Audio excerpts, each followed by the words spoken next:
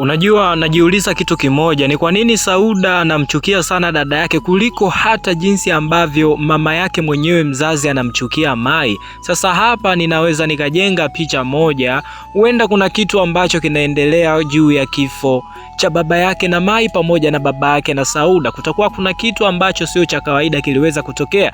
Lakini pia ukijaribu kuangalia ni kama mama yake na Mai ana hamu ama ana shauku ya kutaka kumsamehe Mai, lakini nafsi inamsuta, yani anajikuta anashindwa kufanya hivyo kutokana na kwamba huenda anahofia labda ataonekana kuwa sio mama bora kwa upande wa Sauda. Yani kifupi ni kwamba Sauda atamdharau sana kama atamsamehe Mai. Na ukijaribu kuangalia pia kwa upande mwingine, Mai kwa kweli alikosea. Yani kifupi ni kwamba alitakiwa kurudi angalau hata mara baada ya mwaka mmoja, pindi ambapo aliweza kuolewa na mtaalamu Mr. Twizidadi. Sasa subscribe kwenye channel hii hapa ya Nova Films, halafu twende tukachambue ile sehemu kubwa zaidi ambayo imewafanya wengi watokwe na machozi, imewafanya wengi wahuzunike zaidi, ni kuhusiana na namna ambavyo Mai anajichukulia kama muuaji wa baba yake, kutokana na kwamba anaamini kabisa ya kwamba baba yake aliweza kufariki kutokana na yeye kuweza kuondoka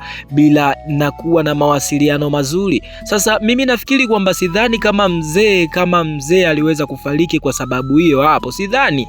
Nafikiri kwamba mtu ambaye siku zote kwenye familia anaumizwa sana pindi ambapo binti yake anatoroshwa ama anatoroka kwenda kuolewa na mwanaume ambaye wao hawajapanga. Nafikiri siku zote mwanamke huwa ndiye ambaye anapata maumivu. Sasa sidhani kama kwa mwanaume linaweza likamkuta jambo kama hili hapa, yani mwanaume afe kwa pressure kutokana na kwamba binti yake ameolewa pasipo kuwa na mawasiliano mazuri na yeye. Sidhani. Nafikiri kitu hiki hapa kingeweza kutokea kwa mwanamke, so kwa mama yake na Mai. Nafikiri kwamba kuna jambo ambalo limejificha, yani kuna siri ambayo tunatakiwa kuitambua hapo, ndugu wapenzi watazamaji. Sasa unatakiwa uendelee kuifuatilia tamthilia hii hapa ya Mtoto Wangu, itakwenda kukujuza juu ya yale ambayo unafikiri kwamba umeelewa, lakini bado ndugu mpenzi mtazamaji, yani bado sana haujaelewa. So unatakiwa usikose kabisa. Lakini moja kati ya vitu ambavyo vimetushangaza wengi ni pindi ambapo Amanda alikuwa ametulia, amekaa sehemu,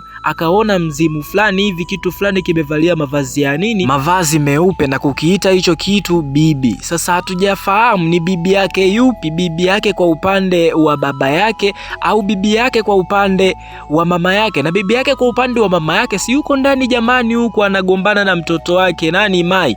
Sasa huyo bibi yake na Amanda, ambaye inasemekana kwamba nguvu za Amanda chanzo chake kinatokana na huyo bibi ambayo Amanda alikuwa akimzungumzia. Sasa kuna mengi ambayo yamejificha hapa, ndugu mpenzi mtazamaji. Kama nilivyoweza kukwambia kwamba hutakiwi kukosa kabisa kuitazama tamthilia hii hapa ya Mtoto Wangu, na kama utakuwa unatazama episodi inayofuata, nafikiri utakuja kutuletea majibu ni kipi ambacho kinaendelea kati ya Amanda pamoja na yule mzimu ambaye tuliweza kumuona. Je, yule alikuwa ni bibi yake au alikuwa babu yake? Sasa hapo ndipo ambapo nafikiri wengi walichanganyikiwa zaidi.